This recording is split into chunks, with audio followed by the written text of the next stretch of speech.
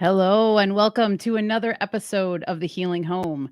I'm your host, Michelle, and I'm very excited. It's episode 24, and it has been such a great journey doing this podcast. And even though I'm still fresh in the game, I have really just learned so much, not only about myself, but other people that I've been interviewing, the challenges that come with it, the just all of the things that come with starting a new project, right? And it's been such a long time coming to do this show, and it feels so good to be where I'm at. And I'm so just grateful for all the people that have been coming on and chatting with me and sharing their stories.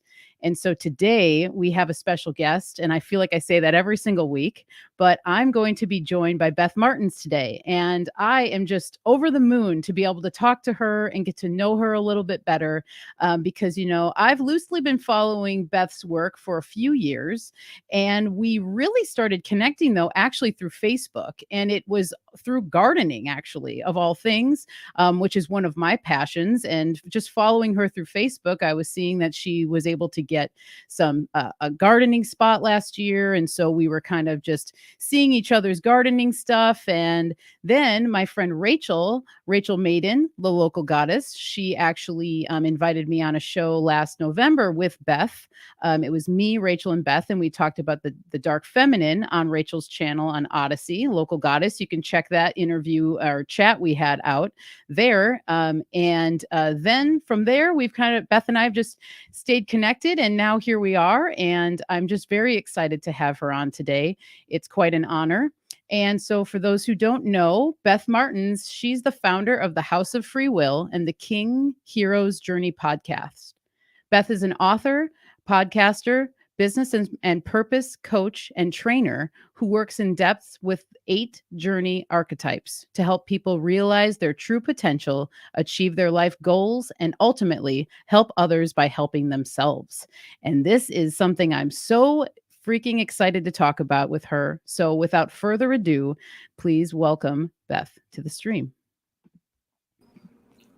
Hello, Michelle. So great to be here. Hi, Beth. So nice to see you. Thank you for being here. How are you doing today? I'm really good. And I was enjoying the intro, reminding me how we met and how it's really truly organic. I saw your hoops, how you were growing your melons. And I'm like, I had hoop envy and I needed to know all the details. So I actually got the hoops. Haven't started to set up yet because our weather, I think it just turned today. Looks like there's no zeros or minuses in our forecast. So. Oh, that's good. Hoop envy. I love that. Yeah, it's such a great way to grow melons, just getting them up off the ground, for so many reasons. So, yeah, I'll be excited to hear your journey with the melon hoops and what have you, and all the other things that you'll be growing this year. Because gardening, you've probably found this yourself, but for me, it is definitely like a therapy, and I've learned so much about myself and Mother Nature and her cycles and the abundance that is around us at all times. And I just feel as though the more we get to tap into practices like gardening, the more closer we get to helping ourselves get out of a scarcity mindset, which is obviously kind of what the system and the powers that be, whatever you want to call them, they want us to be in that scarcity mindset. And so it's really cool when you get to connect to the earth like that and to just put a seed in the ground and watch the baby pop up and then watch it grow and then watch it produce. And it's such a gratifying process. So it's really exciting. And I was so excited for you to see when you got your spot of a land where you could work it, because it's such a game changer in life. Totally is. Yeah, it really did change everything about how I feel about the future. That there's some, when I started out, I didn't have a garden. I didn't have any connection to the land whatsoever. I live on the second floor and can grow in pots, but that's not sustenance, and certainly not a community experience. And so I prayed hard and worked a goal with the system that I teach others. And in one day, I was able to manifest both a garden and a farm to work at. And now this is our third year working together. And I go there now, not afraid not to survive, because that was how we started out. Like, okay, get all our ducks in a row. And now I'm excited just to see them and to work with them and put my hands in the soil and do really hard labor, which I actually like because that gives me a natural workout. It's productive. I can see the fruits of the labor, and quite literally towards the end of our season. So yeah, I feel very different now when I'm driving out. I'm actually looking forward to it. It's not fear driving me anymore. That's beautiful. Yeah, I love that. Yeah, the physical work, that hard labor. I mean, our ancestors, that's in everybody's blood. Our ancestors were doing this work, and it was what they had to do to survive. And nowadays, we have conveniences that they didn't have. So I feel like when we tap into these other traditions where we're having to work all day and sweat and really get down into it and challenge ourselves, we're tapping into our ancestry in a different way that you wouldn't do otherwise. So it's very cool. Very good. I wanted to just shout out to Ian, who's becoming a good buddy in the House of Free Will and a few other places. He just posted my King Hero chat in the YouTube chat. There it is. There we go. Yeah. So I appreciate that very much because I often scramble and don't let people know about that channel for some reason. So Yeah, nice. I think I did add it in the description below too. So for anybody who might miss this up here on the screen, just head to the description and you'll be able to find that as well after the show. Yeah, Ian's great. Oh my God. Everybody in the chat here is wonderful. And Ian he's been working on some electroculture stuff, which I'm not sure if you've heard anything. I'm sure you have. A lot of people are talking about it right now. Yeah. Is it new? Or it's just because it's kind of gone viral, and I always am a little suspicious when I see something go viral. And then who is it? I think Amanda Vollmer was posting how they're trying to turn us all into antennas for 5 or 6. I don't know if I should say this or not on your YouTube, but 6, and then the word that starts with G. Yeah. Yeah. Oh, I don't know about that. Well, I could see how they're trying to turn us into antennas, but electroculture is a pretty old system that it was. I mean, like it goes back to even kind of the Tartarian times with the steeples on the buildings and this very intricate architecture that they were harnessing this free energy.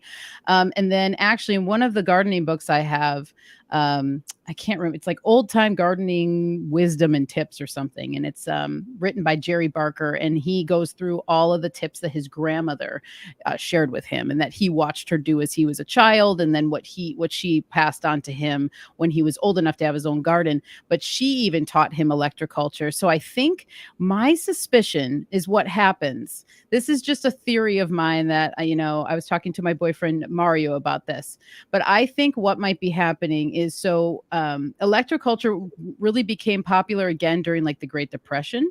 So when there was like a lot of scarcity of food, or there were the rations and all of these weird things happening.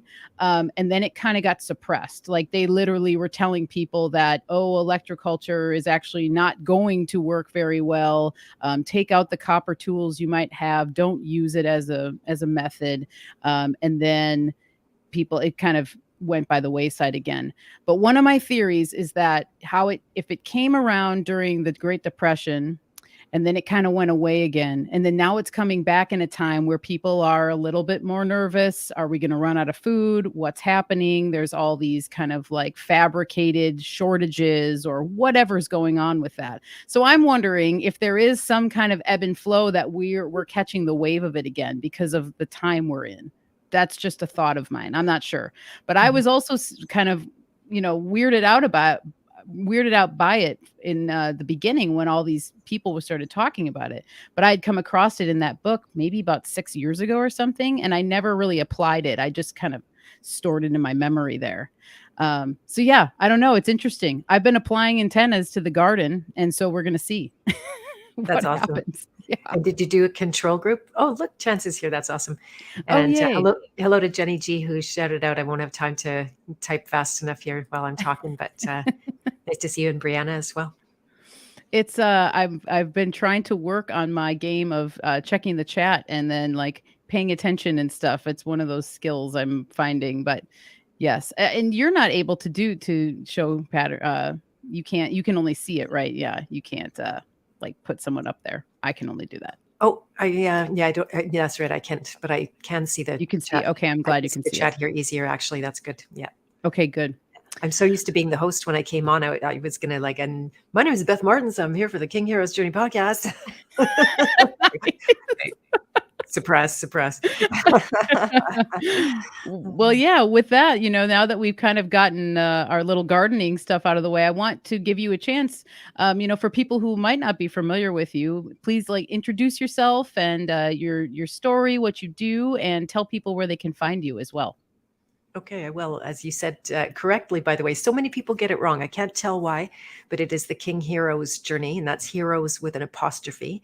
And I invented an archetype called the King Hero early on. I was working with a mentor at the time, and I was having a redemption moment, awakening to my feminist past, regretting it, wanting to make up for it, make amends. And so I was thinking of an archetype. How could I name this archetype?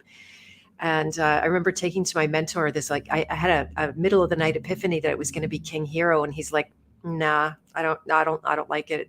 It's not good. And I'm like, okay, well, I'll just go with it for now. But it's actually taken off. People use that word now, and it's so fun for me. And it's a thing. And we needed the King Heroes to come forward, and many of them have, as we've seen. So that's what inspired me to create that podcast. It's been really fun. I think there's almost 250 interviews in 3 years, trying to dig down to the heart of what it is we're going through. What are the solutions? I'm not your typical truther where I'm unpacking the lies and trying to expose people. Although we did expose someone on my podcast yesterday, very rare, but it was necessary. Someone I had been interviewing. His name is Daniel Terry or Daniel Losnick. Steer clear of that guy, by the way. I'm going to keep putting this message out there. Angelic Law, really bad news. He's a grifter that's taking advantage of people. Oh, thanks, Brendan. I appreciate that. And so when I'm not hosting, my gig really is to work with people to help them to deprogram and release what has been installed in them without their, conscious consent. It's all through tacit consent. We're born in captivity. And it's easy to see, say, people who like poison injections and face muzzles, it's easy to see how they're programmed doing things that make no sense. But it's harder to see how we are programmed. And as soon as the pandemic hit, I felt a certain responsibility because I was seeing through it. I've been working with that for 20 years to save my life from cancer many years ago. And so then I went to work on that, and I sacrificed, honestly, by speaking out my truth. At the time, it was really frightening. And I had a mass exodus. All kinds of people left my world unsubbed, told me they were disappointed in me. They thought I was spiritual, and, all of that stuff that many of us went through. Family vacated, never came back. Did not have a reunion with that family, unfortunately. But in the meantime, I attracted a bunch of new family, counting yourselves among them. And I don't have 1 ounce of regret for doing that. It really was a major breakthrough. And so I trained coaches in this method. That was something that I also gave myself permission to do in 2020. The controllers could hit us hard with those hammers. I could brave going out and doing something I thought I wasn't going to do for another decade or even 2. So that's been amazing. I just graduated my 4th round of coaches in 3 years. So super fun for me. I started my ministry last year, the House of Free Will, knowing that as we looked for solutions, there were very few good ones. But when I became aware of the private domain, which is something I have a lot to say about, then I realized that's where I wanted to build. And that if I had any chance or could, explore a best option of everything that I found, that was it. So July last year, I started to build out my ministry. I had my first members joining, and it's still a sprout. I think there's 180 or 90 members at this stage, which is still small for, when it comes to our online worlds. Unfortunately, I do have local members, but for the most part, everybody's spread out across the realm. And so I'm doing trainings in there and giving courses and doing a whole ton of workshops in law and personal development, but hosting guests, for example, in the Canadian court procedure world, Rebecca Shepherd and the Stand for Thee guys. It is faith-based, not in a really strict or intense way. I'm not indoctrinated, but I have reclaimed my Christian roots since all of this stuff started happening, just happened really organically. And so we talk about God, have fellowship every couple of weeks. Sometimes it's, really focused in a way with a guest or on a particular something or other. And sometimes it's just us getting together to talk and get to know each other. Because in the private, if you don't get to know each other and have relationships, you don't have anything. Yeah. That's Amen. that's pretty much it. I published my book. I just happen to have it beside me in 2019, literally 5 minutes before all the world went kerflooey. I was coming home from Mexico after presenting my first workshop at an Acapulco. And that's when I had my book for the first time, just starting to see people with masks and thinking to myself, oh, this will never come to sleepy Manitoba where I live. That's, oh yeah, another thing I'll never hear another thing about. And it's like, blam, 2 weeks to flatten the curve started happening here. So I was very glad to publish when I did, because otherwise I might not have completed it given the chaos. Yeah. Oh my goodness. That's awesome. And I actually want to ask you about your book because I haven't read it yet, but I What? wanted to. No, I haven't. I know. I know. Shame.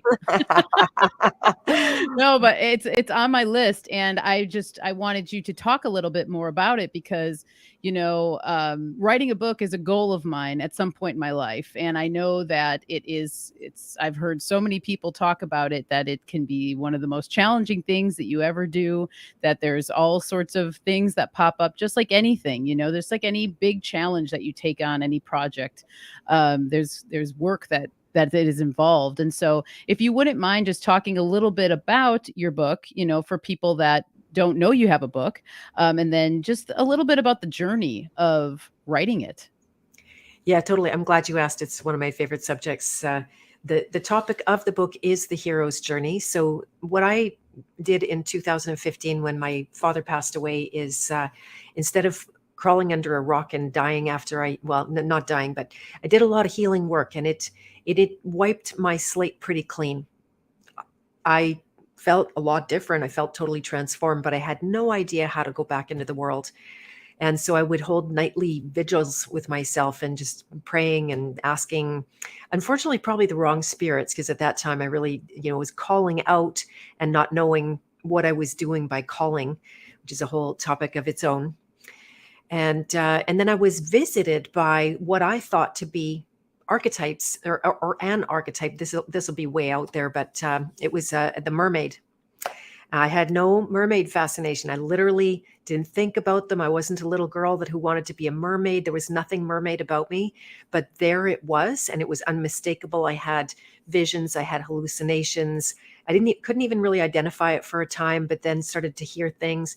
Interestingly, mermaids were coming up in pop culture, not for good reasons, but for, because of its more demonic side. And I was able to decipher within the energy of it that there was 8 archetypes there. So for me, for a while, for a couple of years, it was just archetype soup. And I started some courses on that and just ran with it. It gave me a thread of a way to go back in the world and start, teaching and coaching and having a semi-public life again. Get mermaid hair. Yeah, there you go. I can't quite live it down. I even was trying to okay, mermaids, go away now. I'm done with you, but they keep coming. So, and then when my mom died, that was the next big, if you want to call it, crucible moment. And that, then I was an orphan. Everything was kind of over. 2 parents in 2 years was a bit much.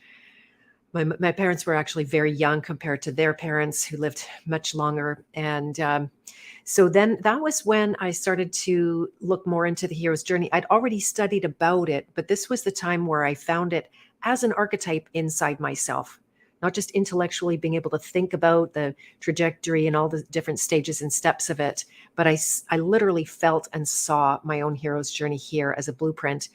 And then I started thinking about my archetype soup, and I'm like, wonder if that the mermaid breakdown is actually the hero's journey. And within 5 minutes, I mapped it out and went like, holy crap. I don't know if I can swear here or not, but it was right there. It was just right there, ready made, like I had made it, but I didn't know I was making it.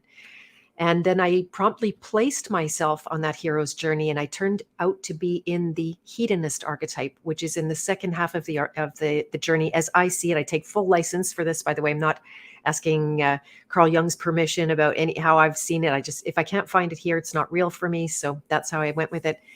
The 8 archetypes, the first one is the child, where you're starting out and wrestling with God about your purpose and wanting to hide and have conflicts with each other. If I just do a real quick recap of them, if that's interesting to you, for sure. And then that moves you forward when you come out of denial into the rebel archetype, where you take up arms, allow yourself to get mad about injustice and be willing to get out there and potentially, be a target, but risk the disapproval of people. A lot of rebels in our world. The child and the rebel were very, very poignant, because all of the bunnies that put masks on and took poison injections were in the child's shadow, right? Stickers on the floor, fingers pointing at them, telling them to go home. They're like, okay, I'll just go home. Whereas us in the truth world, more like rebels, already passed through that phase, but we got stuck in another way, rebel without a cause and raging against the machine and getting burnt alive by our own anger and pride. And once you break out of that jail, you go forward into the warrior archetype, where you're okay. I'm going to roll up my sleeves. I'm going to put my shovel in the dirt, and I'm going to work hard to build the infrastructure I need to actually be a champion for people. And that moves you forward into the nurturer archetype, where you start caring more about others than you care about yourself, which doesn't mean you stop caring about yourself. That's the nurturer's shadow. And you start seeing yourself as the whole. That dissolves the me or them paradigm. And it moves you forward on the journey to the second half of the journey, which is less about ego and more about soul. Nothing wrong with the ego. I don't put it down. But once it's between you and the soul, between you and God, you no longer look out to say, am I okay? Am I okay? But nonetheless, you're victim to obsession and compulsion, especially where truth is concerned. So this is another big archetype for the truth community, because they're obsessed with pointing out the lies, but they never really dig the truth, because uncovering lies isn't the truth. It's just your window into finding that inside yourself. And once you do, that moves you forward to the hedonist archetype, where I found myself enjoying the pleasures of life, inheriting the earth, just like God tells us we are here to do. I don't believe heaven is out there after death. I really don't. I think this is it. This is what God gave us. Kingdom of heaven is right here within. There's all kinds of proof. Jesus said that heaven was born on earth when he died. And so that's the hedonist archetype, who loses sight of purpose and gets addicted to the pleasures. And that becomes a very soulless journey that they've started on the soul, but that can suck the life right out of the soul, become completely evacuated. But if you find the pleasure in purpose, which this book was for me, right? Very purposeful suffering and in some ways denial of my pleasures, because I didn't get to do what I wanted all the time anymore. I had this book, I had this project, I had committed to doing it. I had hired people I was investing. I actually invested a great deal in coaching around it. And so I got to work on that. It moved me forward into the king archetype, which is the next on the journey. And that can seem like the destination, but it's not, because the king is very vulnerable to the shadow of power and wanting power and feeling like they are the power, having no God above them that keeps them accountable. And that calls in the alchemist archetype as the last one on the journey, who is the counsel to the king, giving the king reflections, keeping the king aware of their own inner weaknesses and continuing to work on that, humbling themselves, and mostly continuing to heal at a deeper and deeper level, because this to me is ongoing.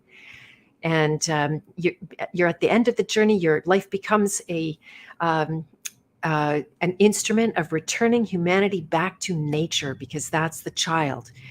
And it's what I discovered about all of the ladders in our lives that are not meant to ascend and get to the top, but rather it's a spiral. Yes, it goes up, and you want to go up rather than down, but the destination is not up.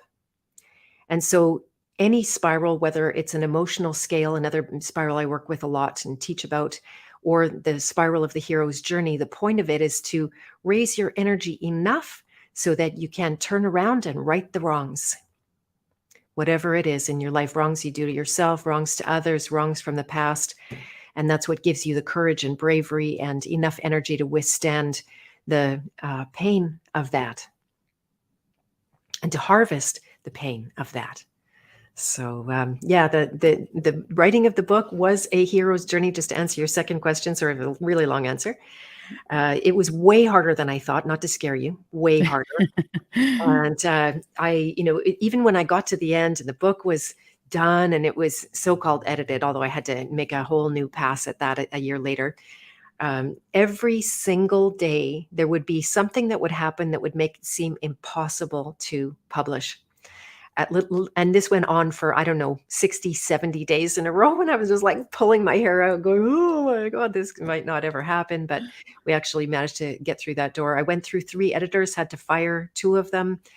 One blocked me and took my money and ran. And there was a lot of reasons I could have quit. I cried continuously while I wrote this book.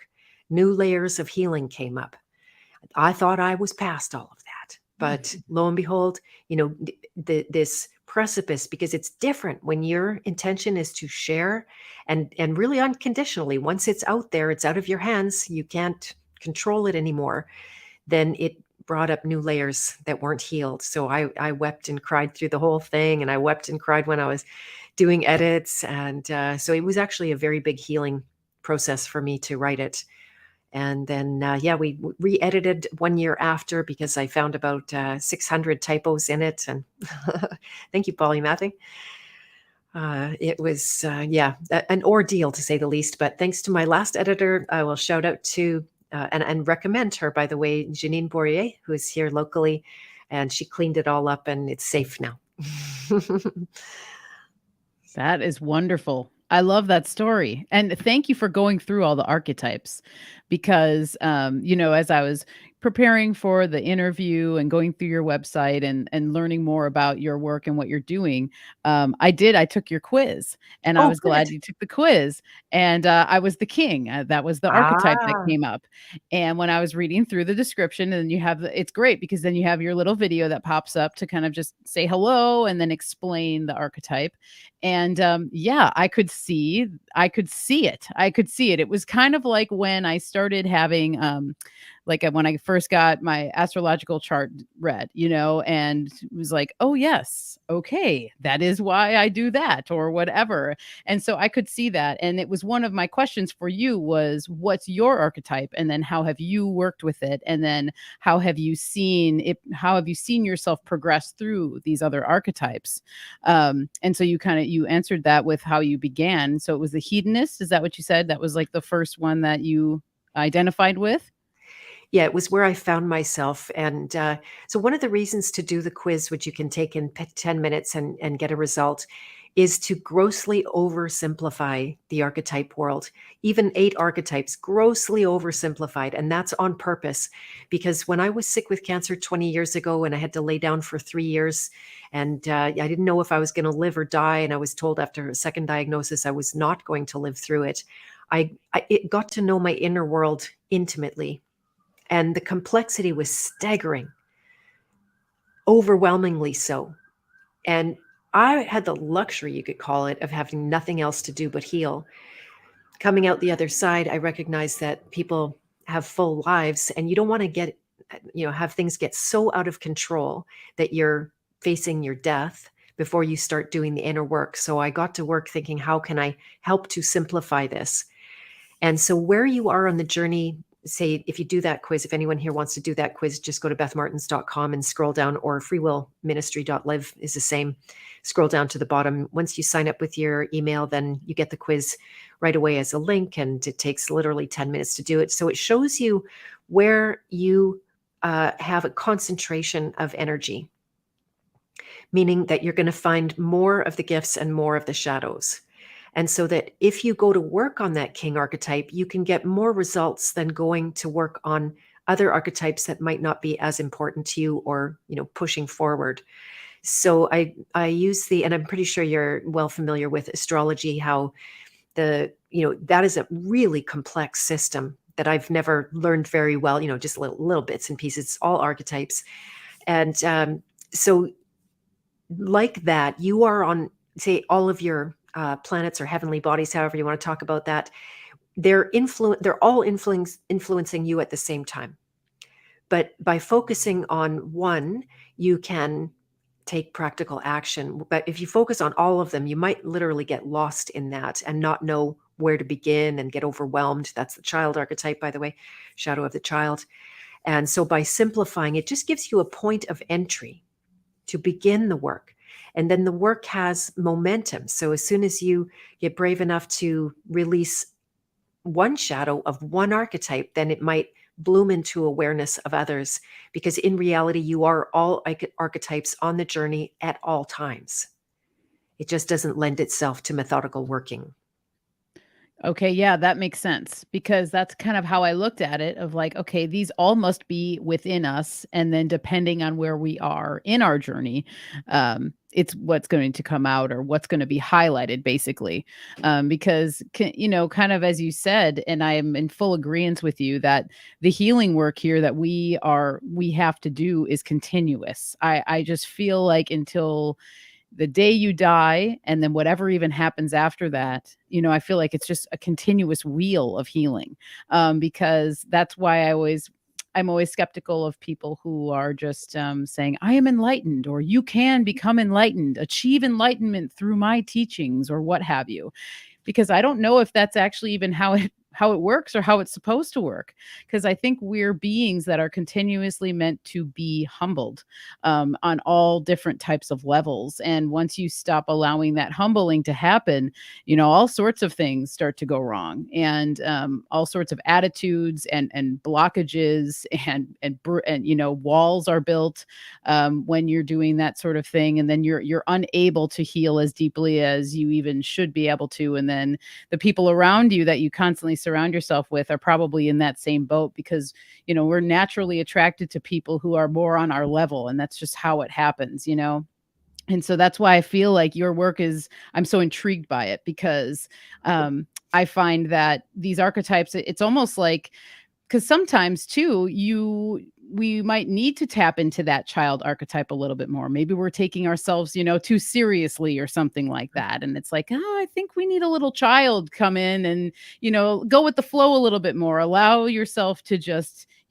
take the crayons and scribble a little bit. And then we need to calm that down, and we need to kind of, whatever the other archetype you might think you need to harness.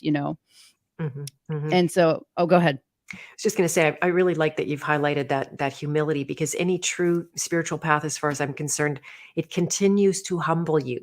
It doesn't make you feel greater and greater and greater. And like you said, the suspicion, what ends up happening, I really had to look deeply into this in the last 3 years. As people with spiritual practices raise their frequency, and that's a very common thing. I don't mean to be like a naysayer about that. You do have to raise your energy enough to have the bravery to heal, but that's not the healing. You can raise your energy, no problem. In fact, I teach a process called spiraling with the emotions, and I can get myself from apathy to peace in like less than 3 minutes. And it's very tempting to think, oh, I'm in peace now, I'm all good, and we'll just call it a day. But no, the purpose of getting into peace is so that you can go and get some of that lower energy and the invisible programming underneath it. So if you only take on the ascension and the frequency work, then what ends up happening, nature had rigged this. And in our favor, it just can seem like it's not rigged in our favor, that the ascension energy, because as above, so below, it not only grows the ascension, it grows the lower side. And because you have been indoctrinated to think that you need to have this high energy, you are going to go into even deeper denial and suppression of that low energy that grows as you ascend. And so then you become a monster, I'm sorry to say. Right? You become, actually, you'll stop feeling, you will stop having true experiences. You'll call it spiritual, but it's really blank. And it's full of pride and full of all of the, usually other people see it. You don't see it yourself. You might, start having conflict. We can see lots of conflict in our own movement right now, like Yes. crazy. Because of that, they ascend, a lot of king problems. They get power. Mm-hmm. and they think they're the shit and can't do anything wrong. And so this to me, the further along I go on this path, the more like I'm, yeah. Yeah, I totally agree because it's I just always remind myself that this work, the great work is it's the hardest work you can take on, but it's the most rewarding as well because when you're going through those challenging times, although it's hard, on the other side, there's always a gift there. There's always a gift in the challenge. There's a gift in the tears and the heartache and the embarrassment, and it's about, I think, feeling those emotions and really feeling them instead of kind of repressing them, the whole men don't cry sort of thing. And then that spirals into a whole sort of emotional blockage that, I'm sure we could talk about at length as well. But yeah, this is great stuff because I can think of a certain person that I've had conflict with over the last year, and it's very much just like you described. There's this arrogance, but there's this thinking they're spiritually higher than everyone else, but they can't see that they're actually lower than many people around them because they have created this false sense of spirituality, and false sense of self is really what it comes down to. And it's sad because they usually don't know who they really truly are, and they're usually really miserable people down at the core of it. And there's this facade mask thing that's going on that, yeah, unfortunately, it's not even worth your time trying to help them remove it. At some point, you just have to walk away, really. It's a question of free will, which is why I named my ministry the House of Free Will, because that to me nailed it. If there was any highest value I held, that was it. And you're very right. People end up investing heavily in their persona, in the facade, in that fake version that it feels like if you were to drop it, you would die. That's how strong the attachment and the programming underneath it can be.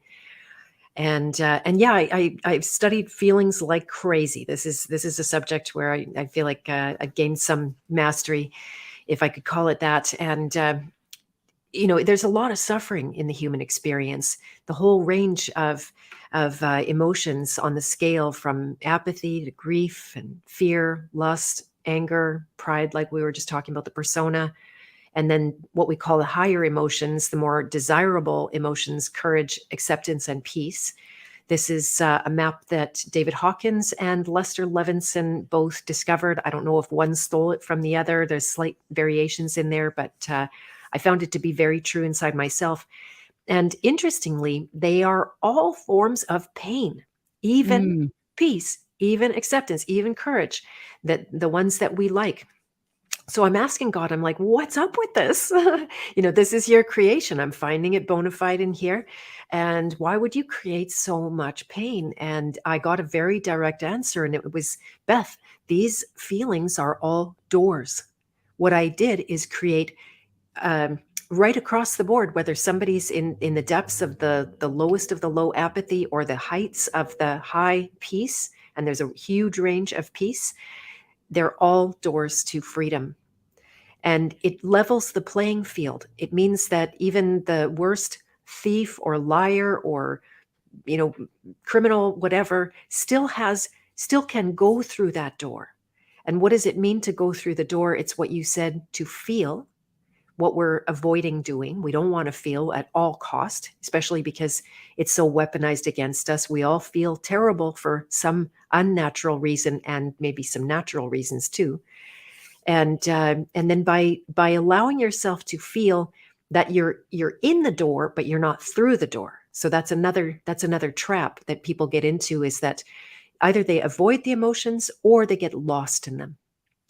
And it sucks the life out of them. Nothing good happens. This is a lover shadow, by the way, really being into your emotions. And there's a huge narrative and rhetoric out there that, it's just all about, you got to feel, and you guys got to cry. And there's certain truth in it, yes. But if you don't go all the way through and you don't discover the much more hidden blueprint of the program underneath it, then there's another door that will always be waiting for you. And thanks again to the work of Lester Levinson, he discovered discrete programs, 4, like very simple. And Mm. if you look inside yourself, I know you're writing Lester's name down there. We know what you're going to find about him on Wikipedia What's is that? that he's a fraud and all of his work is advertising. Oh, what do you know? Yeah, yeah, Someone valuable. They're devaluing him. yeah, exactly. I was privileged to study with some of his students. It's not a flawless community by any means. I actually had to leave it behind. Even Lester himself, he did claim to be an awakened being, or and maybe it was everybody else that claimed he was an awakened being. But he had the intelligence when he was told he was going to die of a double heart attack. He was actually a genius. And instead of going home to get his affairs in order, he decided that he would try to let go of everything in him that wasn't love. And he did it systematically. Like, oh, I don't know exactly how long. I think it was something like 90 days. There was a 90-day, I think it was a 90-day thing. And he was able to get to what he considered to be the bottom forever. And that's where, so you want to call that enlightened or not? And there was some flaws there. So I don't treat Lester to be God or, someone to follow like a guru, even if he was alive, but he had some of those keys. And when it came time to teach others about it, he realized that he didn't want to be the source of awakening for people because they just wanted to be around him and crowd around him like they do a guru. And so he narrowed it down. I actually teach my own clients to do this. If you yourself had a breakthrough and it seemed like some miraculous healing or some big change in your life, challenges overcome, now you're tasked, as per the hero's journey, to work out how did you do that? Mm. Because it seems like it was just a leap. You were here and now you're here, and it's tempting to go just move forward and carry on. But because the desire to help is born of your healing, then by unpacking it and methodically turning it into achievable steps that other people could do without you, right? So Lester's is gone now. He died in 92 or something like that, maybe 98. And, but because he left these discrete programs that everybody can learn to see and work with themselves, then everyone can be independent in the work. Which is great. You need that independence, right? Right? Yeah. And it's taking, like you said, to not follow him like a guru, but use these teachings, even the things we're talking about. I always try and like remind myself and then remind others, don't take what I say as gospel or what have you. Take it for what it is, for how it resonates with you, and then go out and do your own research or do your own meditation or have your own original thought about it. Yeah, because when we get into this Messiah complex that a lot of people are in, which I think runs rampant also in the truth community of looking up to these people as though they are just some God on high that's going to change everything or is going to sweep in and take all your problems away, and then you're not going to have to really do anything. And a lot of these guru types promise people that, oh, I will take care of it, just give me this, or just give me your attention, or just give me your time, or whatever, which is very valuable, because we don't have as much as I think a lot of people think we have here. Time is short, time goes fast, and you can say that time is money, but I just think time is value. Time is value, and there's a high value to it, and how you spend it really, really matters a lot, because it says a lot about where you're at as a person, and your own personal values and the level of respect you have for yourself. And so if you spend a lot of time, giving your time to other people,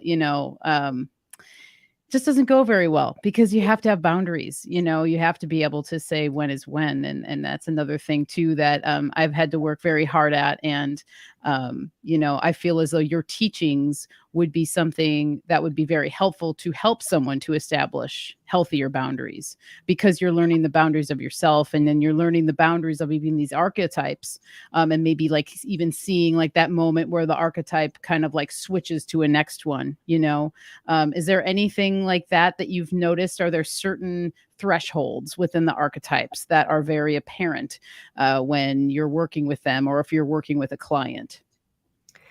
Yes, absolutely. It is one of the beauties of having ordered the archetypes and reflected them on the hero's journey or placed them on the hero's journey, is that those precipices are super poignant, right? And it's the shadow that's stopping you from moving. The shadow of one archetype is stopping you from moving forward. So if you know what archetype is ahead of you, like for example, with you and being in the king right now, you know the alchemist is calling you, or God is calling you through that alchemist to levels of deeper healing, to a whole bunch of stuff. Actually, the alchemist is the bigger archetype of all of them, but effectively deeper healing, defractioning, right? That's we've all been split up inside, having parts where there's pain set aside because it was too much at one point, where you couldn't feel it, you were too young to sustain it, your nervous system wasn't strong enough, whatever reason. And so healing those splits, and those actually can be, over time you can learn to see the split, you can learn to see those very fine, subtle turning points where you are crossing the line.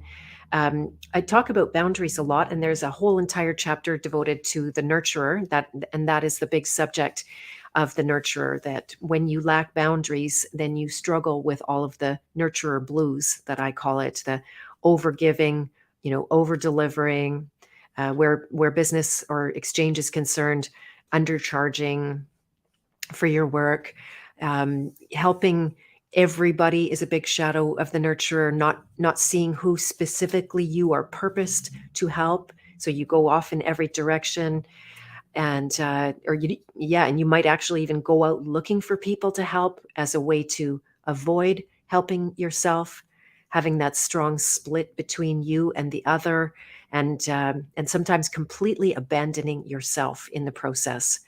And the worst one of all is secretly hating all the people you help and being super unconscious to it, because that's not, again, your ideal of yourself as a nurturer and a helper doesn't match hating them. So that becomes really suppressed and put off. And that's why often nurturers burn right out. And then they go into the nurturer pendulum swing, where they, first of all, they helped everybody, and then they help nobody. And it's like, back off, get away. I'm not even available for a year. Don't even talk to me. And then they have to crawl out of the hole and go like, oh yeah, I like helping people. And then I like this, right? yeah, exactly. But once you establish good boundaries, and the purpose is a theme throughout. That's my main thing. When I almost died of cancer, I woke up to purpose in a way I didn't even understand was possible. Literally reborn. And so when that nurturer discovers who are your people, because it's not just what you're meant to do, it's who you meant to do it for. Mm. And when you discover the who, then that helps you.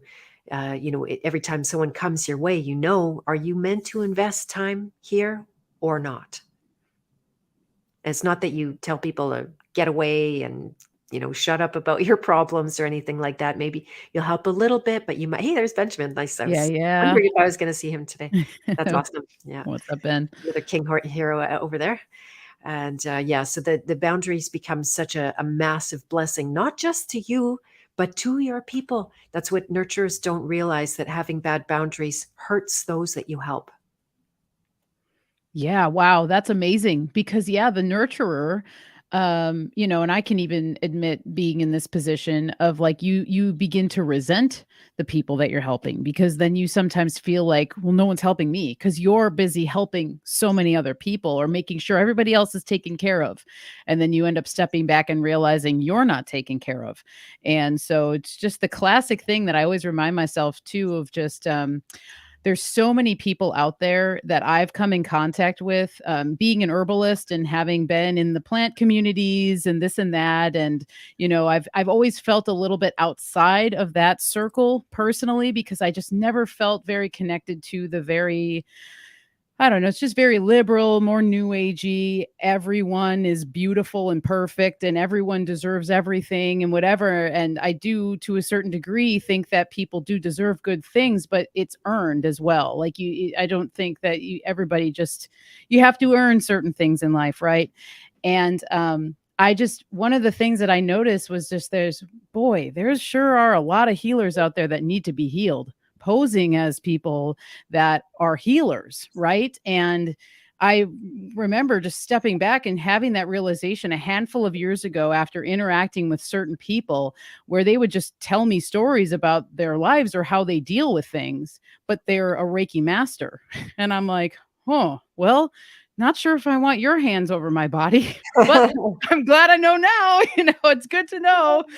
Good to know what table to walk away from or, what have you. And so I just feel like there is this title, there's this the importance of titles to people. And I think that we're programmed from young ages to have this want for these titles, whether, or what are you going to be when you grow up, Jimmy? Oh, I'm going to be a lawyer. I'm going to be a doctor. I'm going to be this, or I'm going to get a diploma. I'm going to do that and this and that. And these achievements are very important. Don't get me wrong, and I think we should be rewarded for hard work when it's done. But I feel like the seeking of the title or the putting on the title of the name when it hasn't been fully earned is something that's quite deceiving. And I think a lot of people, good people who are really wanting genuine help with their life or whatever, can get caught in these traps with these people that just haven't quite gotten there, but they're wanting to skip all that kind of hard work, that shadow work, whatever you would like to call it. The more difficult stuff that no one really wants to tap into it. But you know what? It's just, I've been hearing Amanda Vollmer saying this a lot. She was using the analogy of her daughter saying she didn't want to do the dishes. She doesn't want to do the dishes. And I her just heard that. telling, yeah, and her saying, well, no one really wants to do the dishes, but we have to do the dishes. And that's kind of how I feel about some of the people I've met in certain circles of no one really wants to do the work to get past these harder parts of ourselves. But in my opinion, you kind of have to, if you're wanting to take on the responsibility to help others, that should be something at the forefront of your mind. I mean, for sure. So, and being able to admit when you're not there, and that's okay. That's the other thing too. I think there's a pride thing that comes along with a lot of this type of work. And it's just something I've noticed over the years. And you kind of said a few things that made me think of that. And I think it's a valid point to be brought up for sure. Right on. That's awesome. Shout out to Rose, by the way. She's been so much help to me over the last weekend and helping me get out with that interview with Lisa Marie yesterday. So I just wanted to say hi. There she is. Hello, Yeah, Rose. yeah, no, it really interesting with the title, and even this is one of my pet peeves, that how when you grow up, people are like, "Do you want to be a this or a that?" And it's like, well, I want to be both. I want to be all. I want to be more than that. And it was one of the hallmarks of people, actually very alchemist. A lot of people coming to me that they had multiple talents, multiple interests, multiple passions, and if they worked it, like you said, that earned part of it, that you actually spent the time to become skilled and hone those skills, so that you can do it for others, then there you have the ability, or at least you should know that it's possible to bring everything what feels to be separate about you together as one whole, because you're actually one person. I remember the revelation of that, like, oh, I'm just one person. I'm not a whole bunch of pieces and bits and parts that are arguing with each other, going in different directions, that you can actually pull it all together and enjoy that wholeness, which is another archetype, masculine, feminine. Yeah, definitely. Mhm. And one of the things that I've been wanting to talk to you about, because we've brought it up a couple times, and I've heard you also talk about it in other interviews, but your journey with cancer and how that, obviously I know a few other people who have made it to the other side of that, and it's something that a lot of people, now it's just becoming more and more common for people to have to, figure out what to do with this, with this dis-ease that comes up. And so how did you choose to begin to heal from that, and what ended up working best for you? And then I also wanted to ask, what were some of the practices that you found to help you get through it? Because it's not only a physical challenge, but it's mental, emotional, spiritual, I would imagine. And so I've always wanted to ask you, even when I'm listening to interviews, I'm like, oh, one day I'll be able to ask her. I know I will. And so I've just wanted to hear you expand on that a little bit if you're willing. Oh, of course. Yeah. So I tried to avoid the medical system like the plague, and what you resist persists, unfortunately, right? So even getting diagnosed, I was expecting the surgeon to send me home and say, "You're being a hypochondriac, go back to work." And next thing you know, he's like, "You have a stage 4 lymphoma." And I'm like, "I'm not going back to work. It's over." And so then, yeah, tried so hard. I did tons of natural medicine. I moved across the country to BC to work with a doctor, naturopath there that had a lot of experience treating cancer, and did everything that I knew possible. Changed my diet and turned myself into a pretzel, trying to get a natural cure to the cancer. It wasn't a severe cancer. It was a Hodgkin's lymphoma that 80% of the people survive doing. So it wasn't that severe a diagnosis, even though I was a stage 4 at that point. And it was my naturopath that sent me home to do Western medicine. He thought radiation, which I didn't qualify for anymore by that point. And then they threw the book at me with chemotherapy. So every 2 weeks for 11 months, getting poison injections, and that nearly killed me. I actually had a near-death experience because of it. Thought my life was completely over, gave over to death, finally surrendered to death, and that was a rebirth. I know it's a cliche, but by allowing death to have me, I was healed, and I went into remission.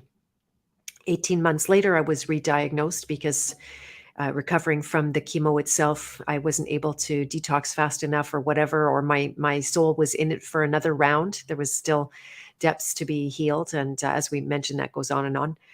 And at that point, I actually went straight into chemotherapy rather than avoiding it, treating that to be a mistake the first time around. And I combined everything. So I did all the natural medicine. I mean, you name it. I was getting ozone injections right into my blood with a naturopath. I was doing balneotherapy, sweat therapy, tons of supplements, anything I could do. I did a raw food diet. I did a ton of colonics. And that was actually, if I have a top 5 list, colonics are on them. If I ever had a crisis of health anymore, I would go right into maybe daily or at least weekly colonics to help my body offload the poison. And so then within 5 weeks of daily chemotherapy at that point, because they told me I was not going to survive, and that's when they throw the book at you and, hope for the best, then I decided it was over. I felt like something had turned the corner. I faced my death instead. I was no longer going to run from death again. I'd been tricked into running from death again by myself, not anybody else. And so I went to work on that. It was actually then when I discovered the archetypes, and I was able to see the archetype that was sucking the life right out of me, that had been invisible to me. I've told this story many times. It was the rebel archetype. And I had railed against the machine my whole life. I railed against medicine my whole life with a family full of medical professionals. I just knew there had to be something more than what they were saying. And by facing that shadow, by allowing it to come up and releasing, oh, Thunder Chicken is here. That's awesome. Releasing that shadow to a degree, not completely. I'm still working with it to this day, but I released enough of it that I was able to recover enough energy that my body could use to heal. Like, I don't know how to heal from cancer, but energy does. And so that was a very beautiful demonstration. I turned the corner. I never had to look back, and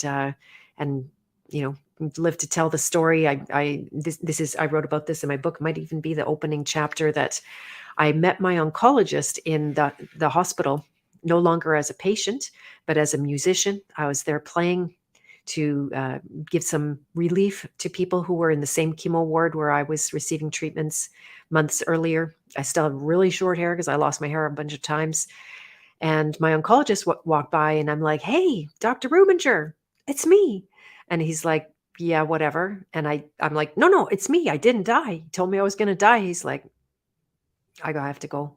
Like this, like totally disinterested, just, Wow. yeah, like something. And I'm like, "Oh, what was that?" He literally doesn't even care how I did it. And within a few months, he committed suicide. Whoa. Yeah. Just have to imagine his work was so hopeless. And then to see me, it wasn't hopeful because, right, I refused his treatments. I refused the stem cell transplant that they told me was my only chance to live. So yeah, that having said that, what was the healing to me? I had tried everything. It's all good, but because I was motivated by fear, then I was pulling in my death, even with the best things. So it's not what you do, it's your motive, your hidden motive underneath it. Wow. Yeah. Thank you for sharing that story. Because that, and what a great conclusion. Like, what a great epiphany to realize that, you know? Yeah. Wow. Yeah. I wanted to ask you too about the hair thing because, so many people identify with their hair, myself included. I know. Yeah. It's one of those things, whether you want to call it vanity or you want to call it whatever, but a lot of people do. And I think our society kind of encourages us to as well. The styles, the gels, the cuts, the blow dries, the all, all the things that you can do. How could we not identify with it?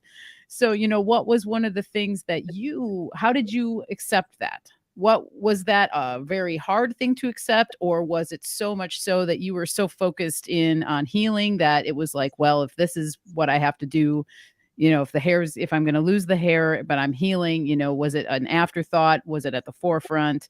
Did it waver throughout the process? What was that like for you? By the point I did chemotherapy, I was fairly surrendered to it. I certainly didn't like the idea. I wasn't looking forward to it. It was actually really painful to lose your hair because all of your follicles die, and it is a death. You feel that death. It's not nice. And then yeah, I was naked in a lot of ways in those days, and that was another naked moment exposing me and my bald head. And many people get a wig or find, I did wear hats just to protect my head, but not to hide where I was at. There's a picture I hope I can find. I was playing a guitar on a dock in the lake where I was with my boyfriend. He took a picture of me, and it was I hope I can get that again, but like just bald as an eagle. And yeah, it was just another level of humble, another level of of letting go of my identity, de-identifying with who I thought myself to be. For sure, hair was on the list of who I thought I was. And I'd lost my job, I lost my home, I lost my cats. Most everything that I had that I considered to be me or mine was gone. And it was actually really enlightening because I got to see who I am not. And even when I was dying, I was losing what I thought to be my body. And I had a breakthrough. I saw myself, who I actually am, with no loss, no lack whatsoever, completely full, alive, uh, full of joy, no less, not even sad. Right. And that's what maybe if I hadn't have lost everything, I couldn't have seen that. But it's not true, actually. You don't have to get to that point. You can hear it. We can teach each other these things. And you can de-identify without dying, by the way. That's a common teaching in the work that I do. Yeah. Wow, that's beautiful. Yeah, that's probably one of the best experiences you could walk away with that, and it takes a very powerful, strong person to be able to get to that point too. Because I think a lot of times illnesses, not just cancer, but I think in cancer, I think society puts on a victim hat for them. They're victims, and then you're a warrior because you conquered it and everything. And it's not to say that you aren't in a way, but I think it's weird how society puts these things on a pedestal, but we're so fearful of it too. Like it's like this. At the same time, you're fearful, but it's being put on a pedestal and it's almost being celebrated with walks and raising of money and t-shirts and car decals and all this stuff. It's really bizarre. And it's one of the things that, Mario and I talk about quite a bit, and you see this programming. It's almost like they're programming you that like cancer is inevitable, but at the same time, we're just supposed to wish it away or act like it's not there or just whatever, raise money for it and it'll just go away. Just as long as we raise money for it, you don't have to think about it too much, or you can feel good about it or something like that. But you describing your experience, I feel like that's almost basically probably all the things that God wanted you to realize, you realize through that experience. And that's what typically ends up happening with some of these harder experiences that really rock us. I mean, to the core, where you are just like, I don't even know, here I am, and this is what I am, and I think that these types of experiences are meant for us to come to these conclusions that you're describing, most definitely. Yeah, and that's the crime in what society has done to illness is turning sick people into heroes. Actually, Ben Balderson and I had a fantastic talk in New York about this. I wonder if I could dig it up. And how everybody who put a mask on was a hero, for example. And I really saw the weaponization of that word. And even healing from cancer doesn't make you a hero. Like, I was stupid. I got sick. I didn't need to get that sick. I made a big error. That's not heroic, and I had the wherewithal to go through it and take on the healing work, which many people don't, right? They just put themselves in the hands of the doctors, and they milk that victim status as pseudo or fake energy, and it props you up, but it's really siphoning off of your life energy that you would heal with. And you can still get to the other side. They can like cut that stuff out, or there's a lot of maybe artificial ways to keep you living and breathing in body and soul. I saw many people in my family went through. Both my parents had cancers. They eventually died of their cancers, but they got to the other side, but they never healed. They never changed their lives. They never turned around and did anything differently than they did before. It was all some, kind of remote thing, and it was all distract away from it at all cost. Whatever you need to do, painkillers, booze, fantasy island books, whatever it was, just to not go through those doors, those very hard doors.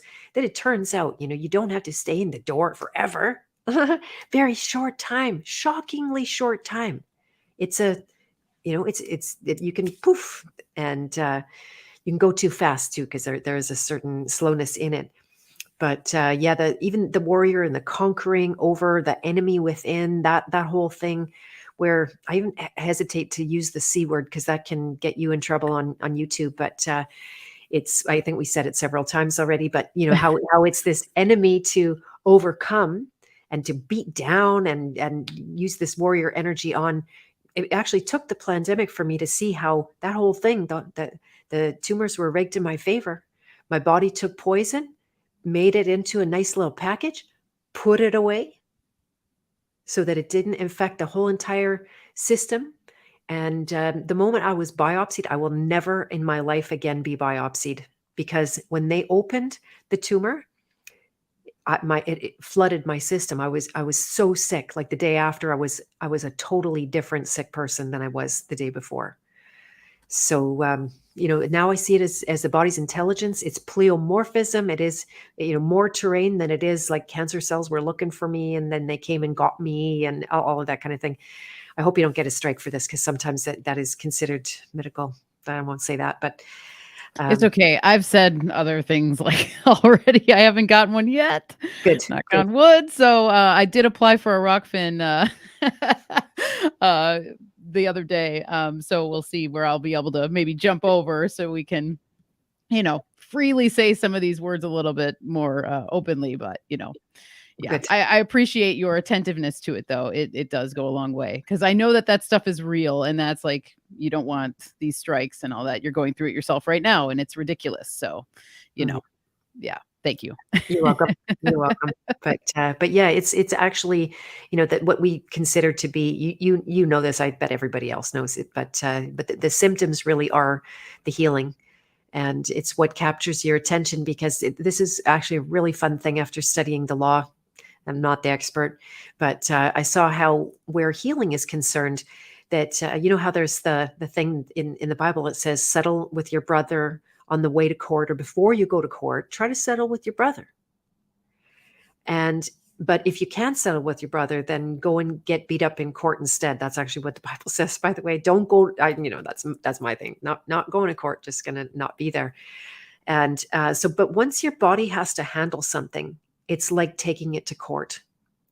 So it's now more out of your hands than it used to be. When I got little niggles, uncontrollable stress and sweats from what I thought was drinking coffee, and itchy skin actually was one of the symptoms of the Hodgkin's lymphoma. I got a lot of little signs. Those are actually even bigger signs, but little internal signs, like banging my head against the wall every morning, going, "How can I get out of my work with my family?" Ah. I knew it was wrong. I knew I was miserable. And I was burning the candle at both ends all day, all night, so that I could live things that were of value to me and keep my commitment to my family, which was that shadow nurturer, by the way. I thought I was looking after them.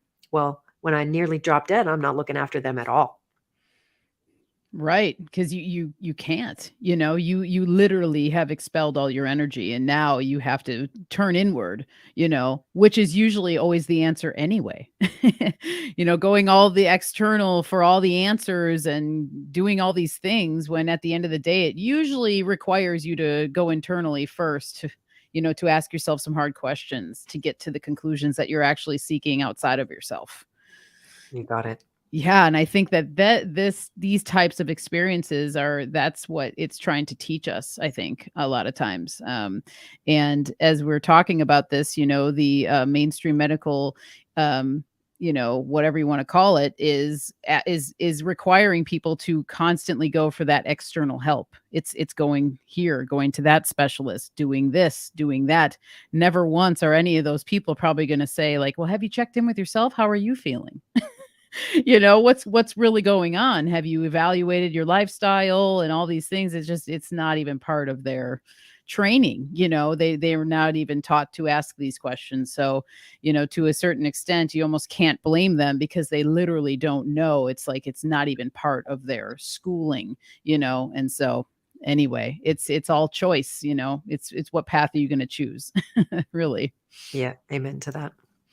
And what this is reminding me of, how we're talking about the symptoms being the signal, or the thing that it's what your body is asking you to pay attention to something. One of the quotes I heard you say in one of your videos was, "The shadow is trying to capture your attention." And it reminds me of the same thing. So these shadows that pop up, these challenges, the things that stop you in your tracks, it's asking you to address it wants to be addressed, and so these things are happening for a reason. You're being pinged with these emotions for a reason, so that you can kind of dive deeper into it. And I loved that quote because it really resonated with me, because then it made me think about all the times that, we all have these things that pop up constantly. And it made me think of all the times where the bigger shadows pop up, and when you really have to take stock of your life and what you're doing, and all these things, and really ask big questions. And that just reminded me of that. But it totally ties into the medical stuff entirely, because our bodies are so intelligent. We are intelligent beings that have the ability to heal. And so the shadow would be doing the same thing as the symptom would be doing as well, to point to something that's just a little off. Exactly. Exactly. Yeah. It's a very fine point, the attention, because one of the common errors when it comes to healing work is like, okay, well, you've got my attention. Now I'm going to figure it out. I'm going to ask myself, like, why am I sick, or what do I need to do? And it ends up, it's actually a program, right? The desire to figure it out is the desire to be in control. And now there's nothing wrong with being in control. This is where I differ greatly from a lot of spiritual paths that are demonizing control. I'll say the opposite. You're actually in control. You're totally in control. You can't get away from that, but you could pretend you're not in control, or at least a much kinder way to say it would be that you're unconsciously running a program that tells you you're out of control, and therefore you act out of control. You feel out of control, and you, by all intents and purposes, are out of control. And Yeah. it's not, you don't need to give up control. You need to actually go take it. So then by paying attention, well, this is interesting, because when I got cancer, there was a lot of people saying, oh, well, don't think about your tumor. Don't pay attention to it. You're gonna feed it with your attention. Right. And they scare you. So you distract away. That's how I used my whole spiritual practice, the 8 trips to India and my meditation practice. I got sick with cancer doing that. Right. And it's because of this very selective attention. Well, I'll give that good thing or that good state my attention, but I'm going to withdraw my attention from what is uncomfortable. And it's not the point of the attention is not to figure it out, because that runs that program. The point of the attention is the attention itself. It in and of itself, attention is the energy that is needed. By you giving me your attention, I have a certain kind of life full of me. By me giving you attention, it's the same thing. That's why these interviews can be so full of life, because we're devoting our attention to each other. Same with people in the chat, right? To whatever extent I'm able to give some attention, they're giving it to me. It becomes a really beautiful, natural kind of healing environment for that reason. And so that's the one little tweak I just wanted to offer to people, that give it your attention, but not for the sake of needing to figure it out. Now, the beauty is when you give it your attention, you often have great insight. You actually do figure it out.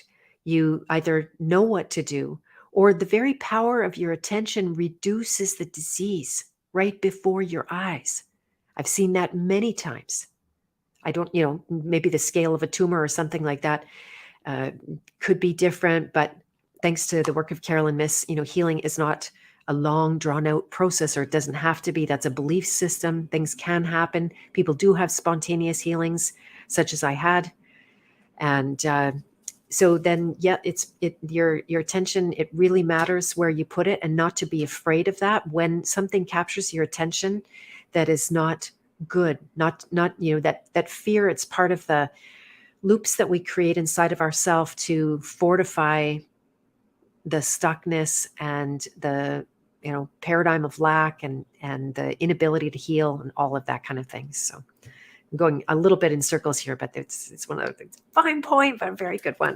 No, those are great points. I'm glad we went back in the circle, because it's all so relevant to what we're talking about. And yeah, I really, because I think of the times too where things have popped up and then you try and go, later. And then but the moment that you address it fully and strongly and confidently, the relief that comes is just like, oh, it was worth every moment then of feeling like, oh, I don't know if I want to or whatever, because that release that happens when you actually put the attention there and give it the respect that it's demanding. Actually, I think that there's something to be said about respecting the shadow, even, or respecting these harder topics that come up for us, these challenges. Like, give it the respect it wants, because it's challenging you for a reason.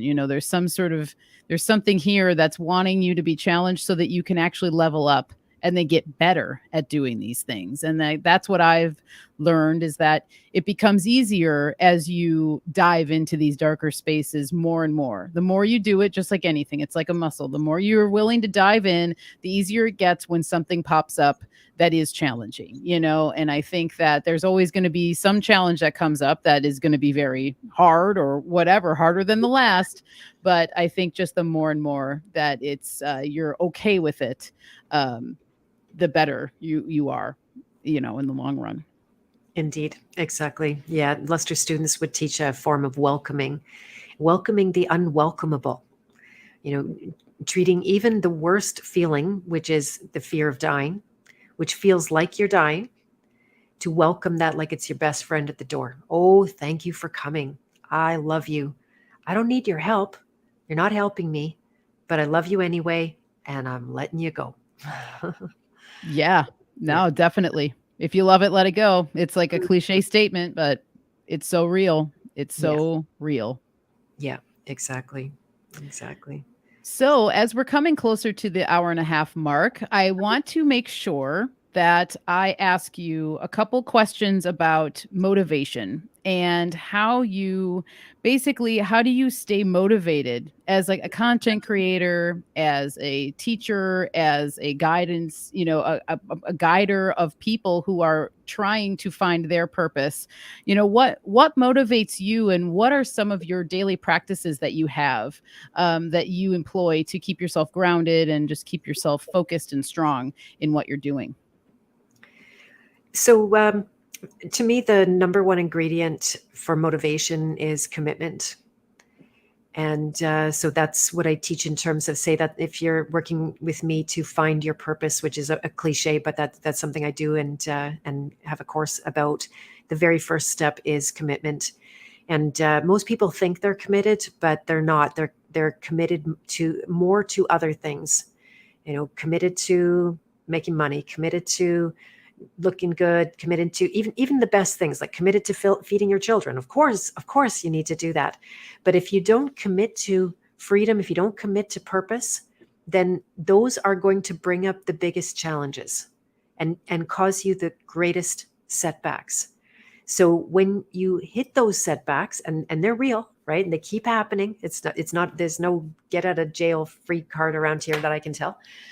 And then, so when you go through those dips that, this coming to mind that there was maybe, is it a few months ago already or something, 6 weeks or something, I decided I was going to join Empower Movement's Notice of Liabilities. I was already a member for 3 years, but and I know it's not it's not the be all and end all. I know it's not like a lawsuit that's like a big hammer and you can really smash somebody. It's a baby move. I'm a baby in law. I just had to, I'm sucking my thumb back here and we'll just call it a day. And so a few people in the more hardcore law world started to mock me and call me out and publicly shame me for all of this. And it was like such a blow to my soul, actually, to be attacked and shamed and have these like pack of dogs in a few groups all happy, making fun of me and stuff like that. And it took me, it took me down. But because I'm fully committed, nothing even like that or anything else is going to make me quit. It's sort of a cut, bait, and run. I'm not even going to, not to compare myself to Christ, but I will anyway.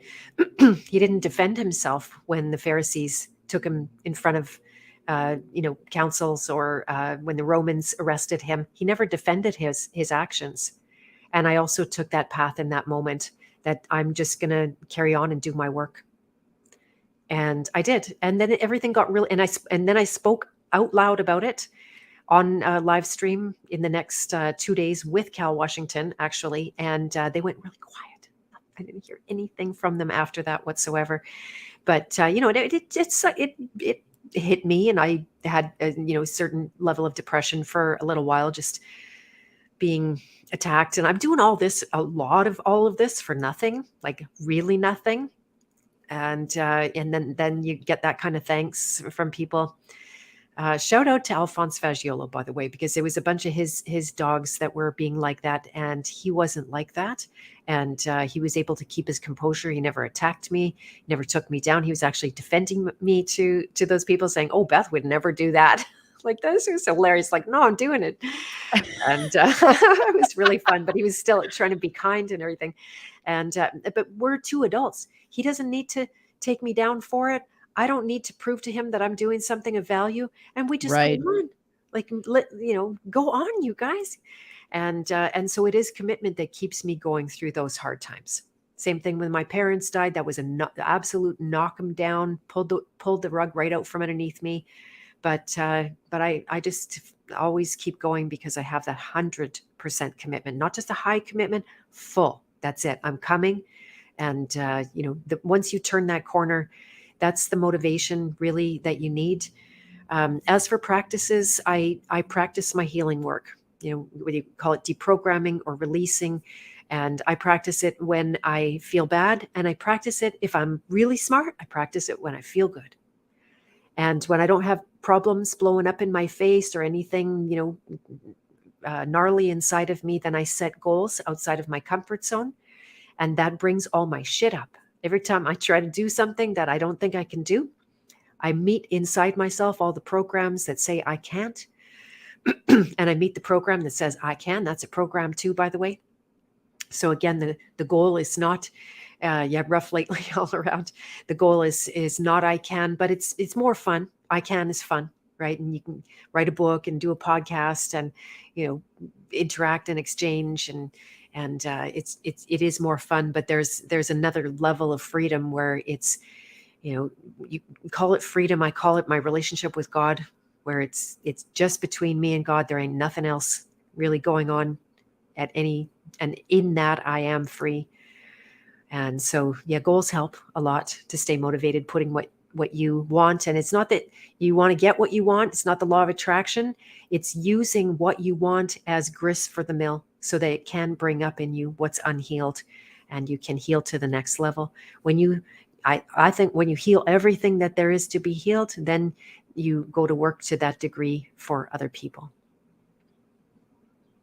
And that was very helpful and awesome. And I love talking about the subject of motivation. And I love the commitment element that you put into it, because that to me makes so much sense. And I love that. Just being 100% committed, like your cards are all on the table. This is it, and this came at such a great time, because Mario and I have been talking about this kind of stuff. And my mantra lately has been keep going, just keep going.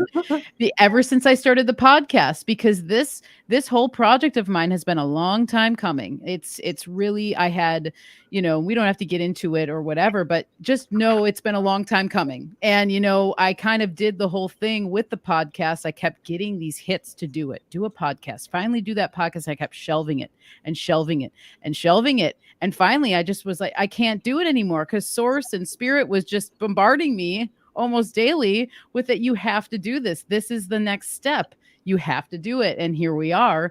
And I feel kind of in that same boat of just like, I've committed to this, and I'll say I can feel a difference ever since I did it. So hearing you say that gives me another boost there, to know that that is where your mind goes when you think about this kind of stuff. Because I've heard you say that in other videos of the keep going, and that's the most important thing. And you said something to the effect of keep going, because if you stop, guess what? You are going to start again. And then it's going to be harder when you start again. And I've been there too. And so anyway, I really appreciate all the things that you have to share and bring to the table. And I really appreciated our conversation today. And, I'm just loving getting to know you better. And I feel like through this interview, I've gotten to do that. And it means a lot to me that you've spent some time with me, and everybody here in the chat. Thank you for being with us. And it's just a really great feeling to be able to bridge these gaps with people that I've been wanting to get to know better, and really appreciate you. And thank you so much. Likewise, Michelle. Yeah, that's all my best friends we meet on podcasts live. Yeah, that's what it's beginning to feel like, really. Yeah, exactly. If you're okay with it, I'd love to share about something coming up. Yes, please do. Yes. And this is your time now. Please plug away and tell people where they can find you, and all of those good things. Okay, very good. A couple of good podcasts with Michelle coming up. Do you remember the date offhand? Yes, it's May 10th. Excellent. Okay. Yeah. So coming up in 8 days. So I'm going to have Michelle on. We're going to have a double. And I got some of her beautiful products that I left in the package because I'm just smelling them and wanted to show them to people. So then I'll break them open after that. Oh, yeah. And so that'll be really fun. And May 15th, I'm having Brendan Sterling back on. I've had Clint Richardson and Brendan Sterling on. Brendan now twice, Clint twice, actually. Clint's going to come back on again, and Brendan's going to be talking about the psyop of the CBDC and the dying dollar. So this, I jumped up and down for joy, even the possibility that was a psyop, because just intuitively, mentally, I knew it. And it doesn't mean, oh, thank you, Thunder Chicken. It doesn't mean that there's not some hardship ahead of us. That would be very naive. We're already seeing it. And but I'm just really excited to be able to get some of that out. And in addition, he helps to put to bed a lot of the myths about the private domain, of which there is so many. It has been, I'm actually seriously deprogramming from what I've learned about the private now. Didn't think I'd be having to do that. You have to deprogram the public, but then you have to deprogram all that crap around the private. So that's exciting, starting to work with Brandon on that as well. Jeff Wolfman is going to be coming on to talk about parasites. Very interesting. He's learned a lot about how to help people with that as a physician that gave up his position and is licensed to practice medicine because of the pandemic. So cheers and shout out to Jeff. And then he actually became one of my coaches. He did my coaching certification training that takes place over 7 months. So that was his way to adapt and turn that corner for himself. There is a new training coming up in September, by the way. I've just been graduating the existing group. This will be my 5th time in I guess 3 and a bit years now running this training. So I'm excited about that. And if anyone wants to have a conversation with me about it, you can let me know. Also, at the end of May, I'm doing a Primal Power course, which is where the slogan "Keep Going" comes from. Okay. I Yeah. like it. All Yeah. right. These are my ear. Right on. These are 5 archetypes we didn't actually talk about much. The child is one of them. This is the victim, the prostitute, the saboteur, and then the masculine feminine. And, Okay. yeah, the masculine feminine, very deep. Ben Balderson, actually, there's an interview, a private interview that I did of him on those 2 archetypes, talking about the electricity and the sun and the moon. And I was hearing Owen Benjamin call out Benjamin for the sun and the moon thing. But yeah, these are the archetypes that govern over. I really shouldn't say this, but I think everybody can take it now. It's that precipice between life and death. That it's easy to go through your entire life until you get the big scare, and then you start thinking about death. But it's a huge advantage to do that earlier, because most of our life force gets caught up in running from death. And so these archetypes, when you think about the victim, the virtue signaling that how our worlds encourage people to be victims and celebrate and congratulate and reward the victim. Oh, yeah. Really important to know how you're draining your life force all the way out with that, how there are high sides of every archetype, including the victim. And high doesn't mean good. It means harder to see, more invisible. And but nonetheless, a bigger drain of energy even than the low side can be. And so how to have a breakthrough where, it might not be the more obvious sides of those archetypes, that you're not, throwing yourself on the train tracks and letting somebody jab you up or whatever, waiting for the train. But, how do we end up in our maybe more, awake, I'll say, disposition? We are more awake. We have more predator, which is more masculine, which is more of that beautiful energy that allows us to stand up for ourselves and not just lay down and die when someone comes to attack us. And so how to manage this, how to negotiate that energy, how to get personal power in an authentic way, not that you have to take that or steal from it. Again, with the theme of deprogramming, releasing what isn't you authentically. And there's no reprogramming, by the way, in this system. I'm totally against any idea of reprogramming, because God made us all perfect with the blueprint. All the programs are perfect the way they are. As you release the ones that are not authentically you, then the expression of you just naturally comes about. So that's what Primal Power is all about. I think it's going to be May 29th is the first day, Monday nights and Thursday afternoons, to try to accommodate both North Americans and Europeans, of which I have several Europeans in my world right now, and I don't like to cut them out on the time zones thing. And so yeah, that's coming up. I don't have a link for you yet, but it will be at my website probably in a day or so, maybe 2 days. I don't know. Oh, awesome. That's so great. You have so much going on, and that's freaking wonderful. So much to offer. It's really great. So thank you so much. You're welcome. And if anybody's curious about their archetype, you can still do a King Hero. It is geared a little bit more towards men. I still have a to-do list item that I need to go and maybe either make it androgynous, because my other archetype quiz was mermaids, and that wasn't quite a fit yet either. So I took that one down. But nonetheless, men and women equally have these archetypes. They do express differently, but you can still get some information from that quiz, and it's totally free to do so. Yeah, and I recommend people do that, because I really enjoyed it, and it made me think about things, and then I had my mind swirling, and so it's really cool that you have that available for people to do for free, and then they can kind of get a glimpse into what you're working with. And Also, I just have to say before I let you go, shout out to SB Alger, who I know you've worked with. He's Yes. such a great friend of ours, and I just wanted to, just give him a little shout out because I know you guys have a great connection together, and he always sings your praises. And so he is another person that helped to put you on my map, just because I love SB and all he has to bring in. Anyway, I just wanted to shout out. And so there's another person in our community that has worked with Beth and, has had some really great results. So just a little nod as well. Yeah, he is a gem. Love you, SB. You're awesome. Even right to today, he's given me congratulations for the exposing stuff we did. It was a little scary because that guy could have retaliated, may still retaliate, but I'm not afraid. And Sean is the fucking best, man. Yeah, he is. Yeah, yeah. And if you don't mind, I'll say one last thing that yes, please. if anybody's interested in being part of the ministry and joining and taking part in the offerings that come in the private domain, I don't share those out. There's weekly snippets and biweekly fellowship meetings and regular workshops that are free to members. Then if you just go to freewillministry.live, there's an application there to become a member. And if you feel called, please do come. You're most welcome.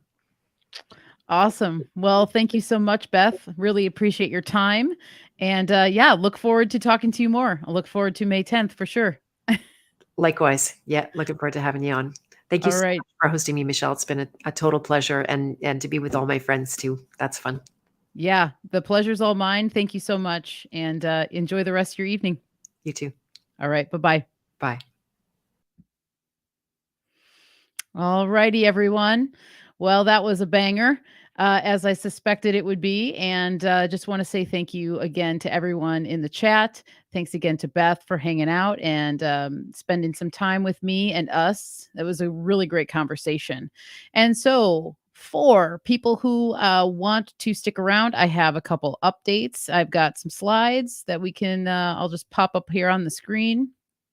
And let's see if I can there. Okay. Add to stream. So want to say thank you to my patrons. My Patreon page has been growing recently, which feels really, really nice. And just wanted to just say thank you to everybody who's been signing up. All the support seriously means so freaking much to us. And as I've said before, as Mario has said before, when you support me, you're supporting Mario. When you support Mario, you're supporting me because we are a unit. And we're feeling the love and just wanted to shout everybody out who is in my Patreon right now, which is Chance Garton, Binaboo, Inland Sea, Liam Shrimp Anderson, Amy Messner, Miriam Hank, Jenny G, and Erica Rodriguez. Thank you so much, everybody, because your support is fueling the ship. It's a very big boost for both of us. And as I've said with Beth, this is a long time coming, so it feels really great to be having people join. So patreon.com/thehealinghome is where you can join for that. All patrons get early access to my full moon offering newsletter. So I announce that to the patrons a day or two before, and then you guys have the ability to be put on a wait list. So you can purchase the products before all the other subscribers get to it. Because sometimes my products go pretty fast because I concentrate on very small batches.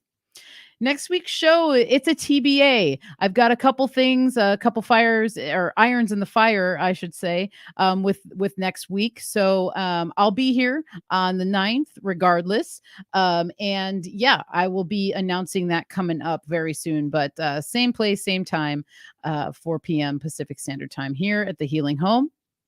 As always, it's last Thursday, every Thursday around here, because Mario and I are coming together to do another live stream this week. So you can tune into that here on the Healing Home at 6 p.m. Pacific Standard Time to see what we are going to bring to the table. We're loving this stream. It's been so fun to do a show together. Another thing that we've been talking about doing for years, and we finally pulled the trigger, and it's pretty exciting stuff. So, still have 2 bars of my red clay and shea soap available for this month's full moon offering. The moon is it is waxing right now, people, so it's going to be full coming up here on the 5th of May. So we'll be having another round, another offering coming at you on the 5th. But until then, red clay and shea soap still available. 2 bars are coming out for the people. And then here is my current menu up on the screen.